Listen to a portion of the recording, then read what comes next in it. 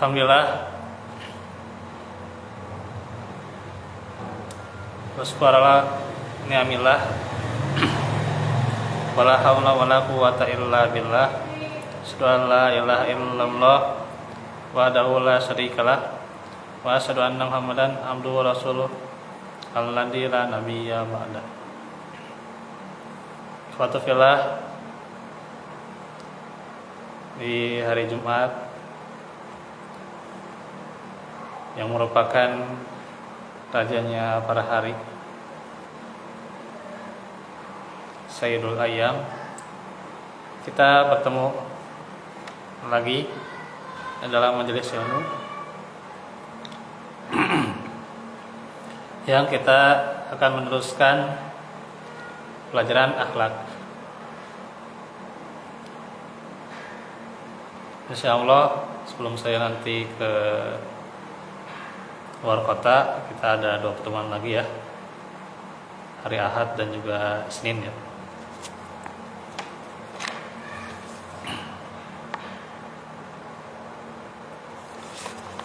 Sudah kita bahas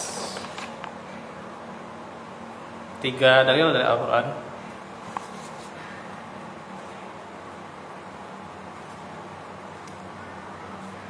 dan juga 1 dalil dari hadis ya, yang menerangkan bagaimana dosanya durhaka kepada orang tua, begitu berat dosanya. Allah letakkan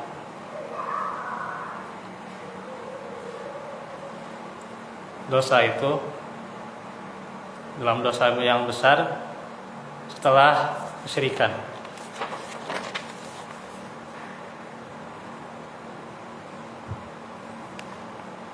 Dan banyak kalau kita kaji ya, di antaranya ada sab'atun muhlikat ya, yaitu di antaranya 7 ya yang membinasakan. Nah, di antaranya juga asyirku billah ya. Terus juga hukul walidain, syirik kepada Allah ya. Pula berhak kepada orang tua, pula pada anak yatim dia tidak peduli ya. Itu juga dosa besar ya.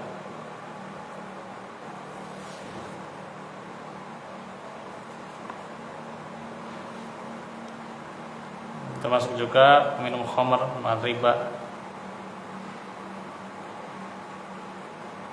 terus juga zina, itu juga.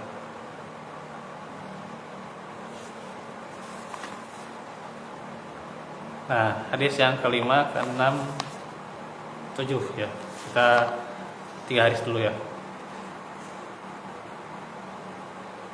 Yang pertama riwayat Hakim Al-Baihaqi dalam Syu'abul Iman dari sahabat Abu Bakrah radhiyallahu anhu, Rasulullah sallallahu alaihi wasallam sabda, kullu dunubi yu'akhirullahu ma syaa minha ila yaumil kiamati illa hukukul atau hukukul ya, hukukul walidain, fa innallaha ta'ala yu'ajjiluhu li sahibihi fil hayati qabla mamati. Semua dosa akan Allah tangguhkan ya. Tangguhkan ini diundur balasannya menurut kehendaknya hingga hari kiamat kelak, kecuali uququl walidain, durhaka kepada orang tua. Sesungguhnya Allah Ta'ala akan menyegerakan balasannya bagi pelakunya pada hidup sebelum mati. Jadi semua dosa itu ya, dosa misalnya bisa jadi pula kemarahan atau kadang berdusta ya, atau juga kadang mengumpat dan sebagainya, itu kan hal-hal yang buruk ya. Terkadang bagi seorang hamba itu diundur. Tapi diundur ini bukan artinya diampuni dosanya, belum. Diundur ini bisa jadi adalah sebuah istidraj ya. Ya, istidraj itu jadi pengunduran ya, pengunduran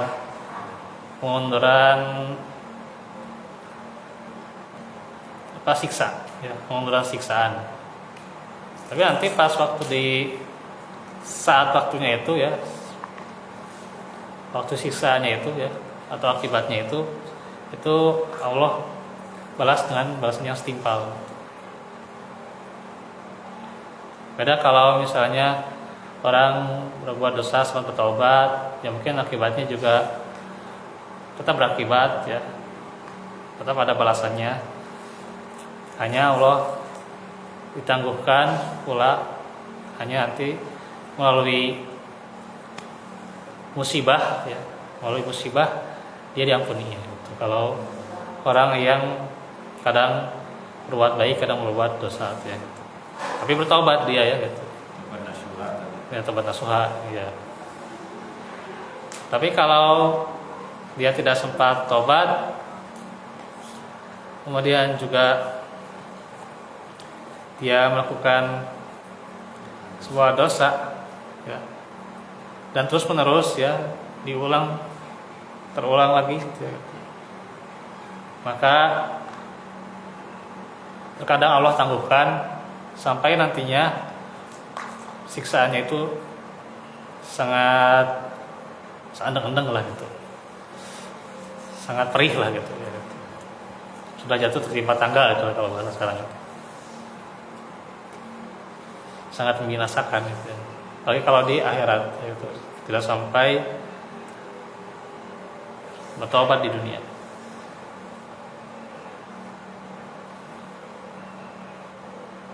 Tapi untuk durhaka pada orang tua, balasannya itu langsung ya gitu. Pada siapa? Orang tua? Ya, kalau pada orang tua ya dia durhaka, Bilang ya dosa ya. ya bilang apa gitu lah, yang kadang menyinggung gitu ya, menyinggung perasaannya gitu. Nah, kalau sampai menyinggung itu, nah itu sebenarnya udah alamat ya, alamat murka Allah gitu. Dan pada saat itu pula langsung Allah balas. Bisa jadi dibalas pada saat itu pula, mungkin bisnisnya agak nggak jalan, nah itu karena durhaka pada orang tua. Atau pada saat itu juga terjadi kecelakaan, langsung Allah balas. Baik kalau keceplosan ya, nah ini juga buat kita misalnya nanti ya disakiti sedikit ya, kita jangan keceplosan mendoakan keburukan, itu bisa langsung berakibat ya. Insya Allah ya, dengan kehendak Allah bisa cepat ya, gitu. Apalagi kan doa orang terzalimi itu cepat sekali ya tuh. Iya. Pertama orang terzalimi ya. Iya. Musyrik terus. Orang terzalimi, orang yang durhaka pada orang tua itu cepat balasannya. Doa orang terzalimi langsung Allah ijabah. Gitu. Nah itu Jadi kepada orang tua itu kadang langsung cepat ya. Tapi kalau orang didolimi terus mendoakan jelek berarti jelek. Ya bisa jadi. Jangan kan? Ya jangan doakan kejelekan. Ya kita tahan gitu kalau bisa mungkin.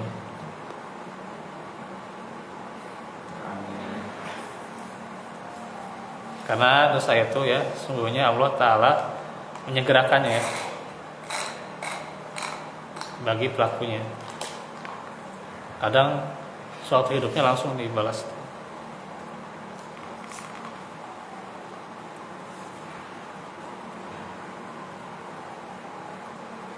Hadis yang ke-6 atau riwayat yang ke-6, khamsun hunna qawasimud zuhri hukukul walidain. Ada 5 perkara yang mematahkan punggung. Pertama, durhaka kepada ibu bapak, itu kalau seorang anak ya. Walal mar'atu ya taminuha zaujuha takhunu. Yang kedua, ini bagi seorang istri yang dianggap amanah oleh suaminya tetapi dia mengkhianatinya. Wal imamu yuti uhun nasu wa ya'sillaha azza wajalla. 3, bagi seorang pemimpin yang ditaati orang-orang tetapi dia bermaksiat kepada Allah azza wajalla. Ya. Rajulun wa'ada an nafsihi khairan fa akhlaf. Seseorang yang berjanji terhadap dirinya suatu kebaikan,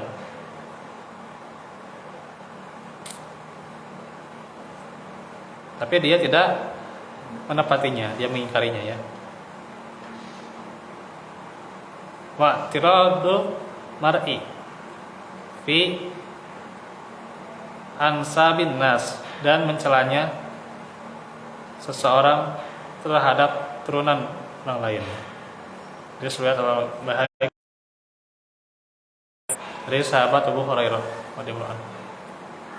Ini 5 perkara bahasanya. Jadi bahasanya kalau mematahkan punggung artinya membinasakan ya.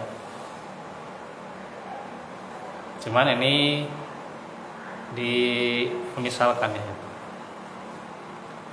Nah ini yang pertama, durhaka kepada ibu bapak ini pasti membinasakan ya. Nah, ini hati-hati seorang anak ya gitu, karena itu membinasakan. Juga istri yang dianggap amanah, ini juga kadang diremehkan juga ya. Dosa durhaka kepada orang tua, dosa durhaka pada suami itu kadang diremehkan juga. Ya. Zaman sekarang ya gitu. Malah zaman serba terbalik ya. Yang harusnya istri nurut ke suami, tapi kebalik. Jadi suami nurut istri gitu ya gitu. Suami takut istri sekarang mah gitu. Kayak nih.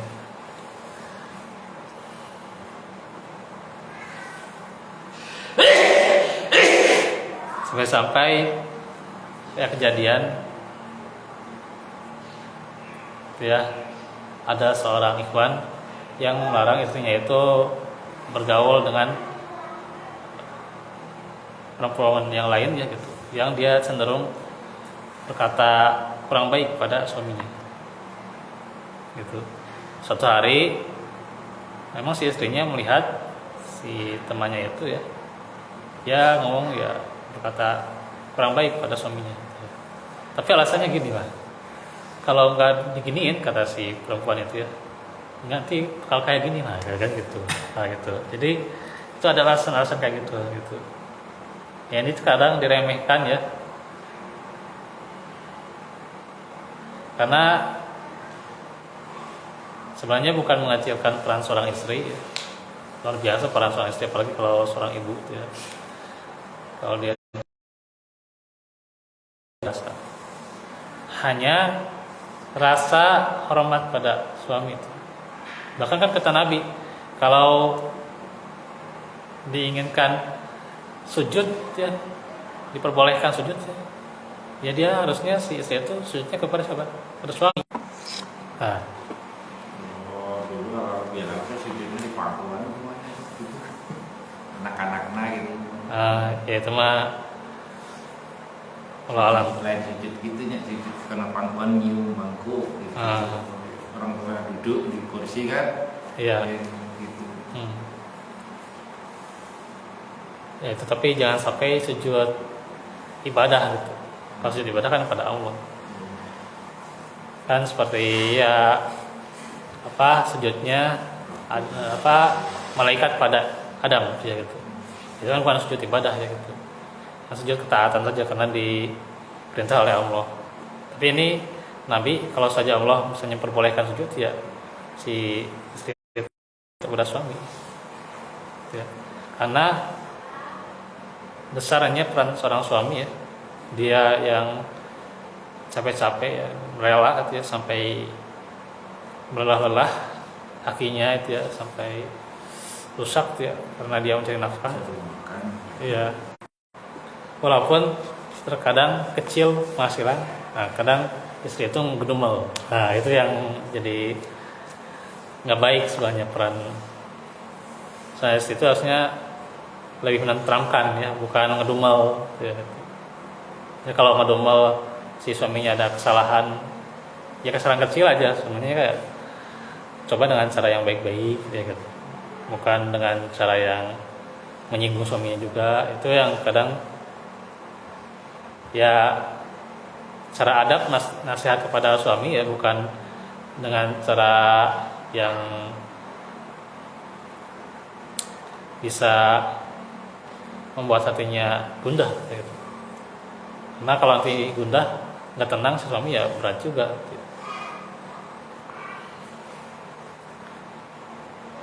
Karena bukan berarti ya betul emang tergantung suaminya, tapi kalau si istrinya tidak mau perlakukan dengan baik ya itu yang akan jadi bahaya, jadi bumerang gitu. Iya. Nah ini harus diperhatikan pula ya gitu. Kalau ada kesalahan juga dibicarakan baik-baik dan seperti hewan gitu ya. Ya. Jangan seperti hewan langsung balas gitu ya, gimana gitu. Kata-katanya gimana gitu. Iya. Karena itu juga bisa jadi kedurhakaan juga gitu. Nah itu juga ngedomel penghasilan kayak gitu juga sebenarnya itu nggak baik sebenarnya itu juga. Saya itu harusnya menenangkan gitu. Menerima gitu ya. Nah ini kadang memang ya jadi introspeksi buat kita juga ya gitu. Jadi ada di antara kita yang memang istri itu berkhianat ya. Ya jadi kan ya zaman sekarang mah banyak lah gitu. Ya dengan wasilah ini HP gitu. Kan memudahkan untuk komunikasi ya gitu. Apalagi kalau sudah komunikasinya itu dengan yang bukan mahram. Ya, itu yang bahaya. Iya.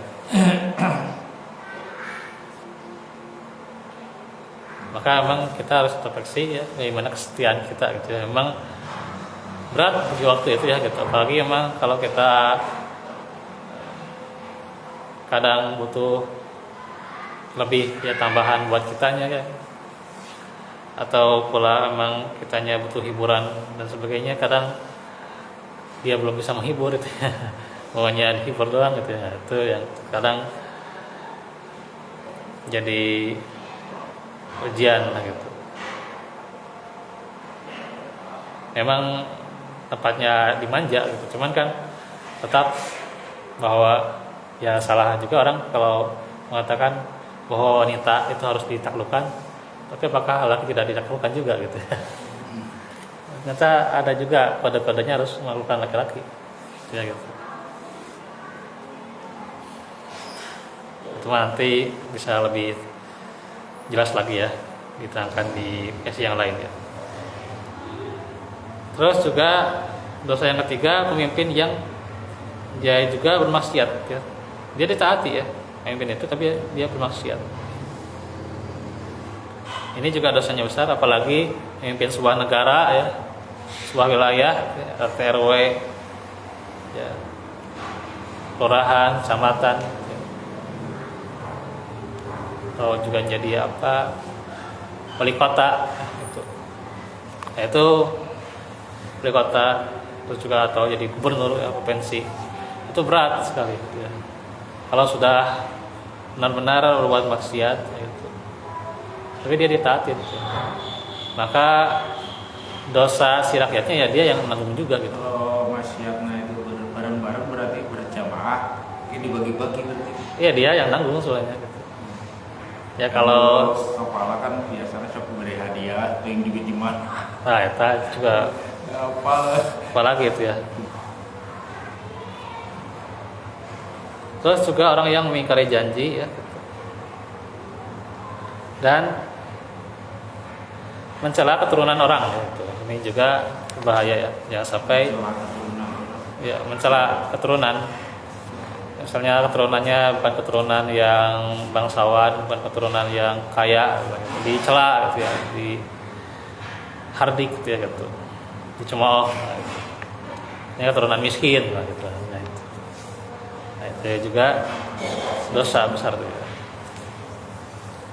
Satu hadis lagi nih ya. Karihallahu lakum salasan pukul, atau bisa juga dibaca pukul ummahat bahwa dal banat wa nama wa manaa wa hati. Allah membencimu melakukan 3 hal. Yang pertama, durhaka kepada ibu, mengubur anak-anak perempuan yang hidup, dan menahan tidak memberi tapi ingin diberi. Riwayat Tabrani dalam Jamul Kabir dari sahabat Maqil bin Yasar radhiyallahu anhu. Nah, ini 3 hal yang Allah benci ya.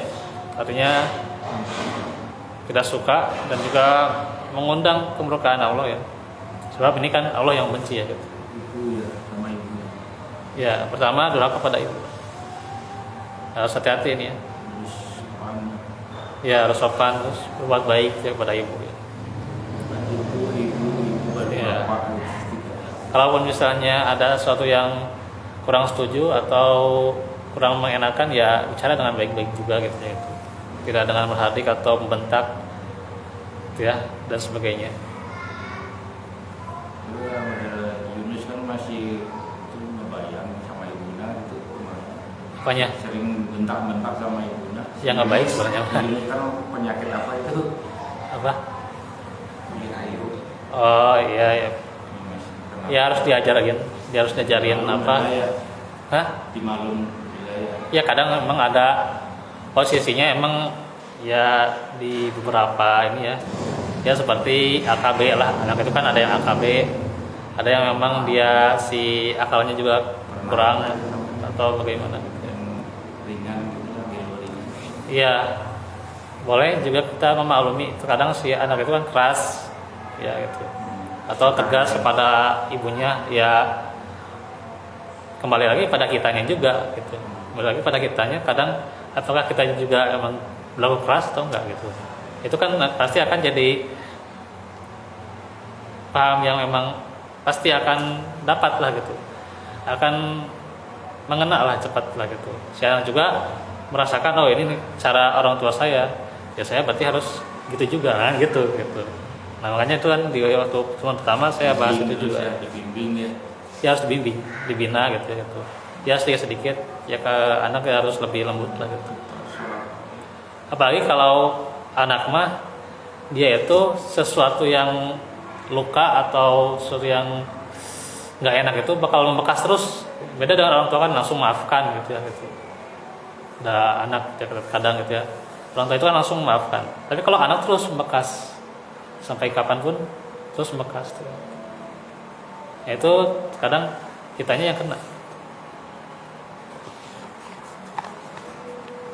Makanya emang kalau kata psikolog mah, ketika kita membentak anak gitu ya, atau keras pada anak itu lebih besar akibatnya daripada anak kepada orang tua. Walaupun ya dosanya tetap kepada orang tua yang dosa besar ya gitu. Cuman secara psikologi ternyata anak yang lebih pengaruh gitu. Iya. Karena kan dia ya sekalipun gitu ya dia masih muda, kadang juga labil, nggak konsisten ya gitu. Ini emang wajar ya gitu. Maka kita juga harus perlakukan dengan cara yang baik, cara yang lembut. Ya seperti apa? Cara saya mengajar gitu ya. Kadang melihat ada anak-anak kan gitu yang dia diem banget gitu ya gitu. Tapi saya nggak pernah coba benar-benar ada keras kepada dia atau tegas ya. Saya sampaikan dengan baik, dengan cara yang memang mengena gitu ya. Alhamdulillah bisa terus-menerus lancar dia. Bahkan belajar Al-Quran gitu ya gitu, dia paling lama gitu. Dia hebat lah udah belajar Al-Qurannya dari terbata-bata sih gitu. Ya alam kalau di rumahnya mah, tapi mas saya diinikan gitu ya, sehingga emang terus-menerus ya gitu. Ya, ini bakal pengaruh gitu ya gitu. Emang seperti itulah anak-anak ya gitu kan, anak-anak mah moodnya itu lebih kadang beda dengan orang dewasa ya. Orang dewasa mah langsung mood ya, kalau dia ada sesuatu yang melukai gitu ya, langsung gitu ya bisa maafkan lah gitu. Tapi kalau anak-anak moodnya itu kerasa lah gitu. Apalagi kalau dia kondisinya menginjak remaja itu yang kadang gitu, lebih ini lagi gitu. Terus juga mengubur anak-anak perempuan yang hidup-hidup itu juga dosa ya. Dan juga diantaranya juga dosa yang dilakukan di zaman dahulu ya gitu. Di zaman dahulu kan seperti itu ya, kebiasaan menganggap rendahnya perempuan ya gitu. Akhirnya dibunuh dan dia dikubur hidup-hidup ya gitu. Karena dianggap rendah, ya, tidak ada. Karena itu Islam mengangkat derajat perempuan ya. Bahkan ada satu surat khusus tentang perempuan ya, surat Nisa. Dan Allah terangkan juga keutamaan perempuan di surat yang lainnya gitu. Dan juga menahan atau pelit ya. Pelit tapi ingin diberi gitu ya gitu. Nah ini juga salah satu yang harus dihindari ya gitu. Dosa sifat pelit kan sudah disampaikan sifat kikir ya gitu. Tapi sifat kikir ini ada plus-plusnya juga, ini ingin diberi gitu ya gitu. Jadi nggak mau ngasih, ini dikasihin aja gitu. Nah ini yang menjadi hal yang Allah benci ya gitu. Karena kemuliaan atau derajat seorang mukmin itu ketika dia itu mencari dengan tangannya sendiri ya, berusaha dengan tangannya sendiri ya. Seperti Nabi Musa, Nabi Daud itu dengan tangannya sendiri ya, tidak dia meminta gitu ya gitu. Karena itu jadi seorang peminta-minta itu dosanya ya. Atau ngamen juga dosa itu kan, iya. Suara. Apa peminta-minta ya gitu. Itu juga sangat tercela lah gitu. Apalagi dalam masih Islam muda ya, masih muda. Iya, masih muda apalagi kan gitu. Masih segar kan, apalagi anak-anak zaman sekarang kan masih minta-minta ada. Iya. Iya. Nah, itu kan menurunkan derajat seseorang. Iya. Nah ini kita save dulu ya.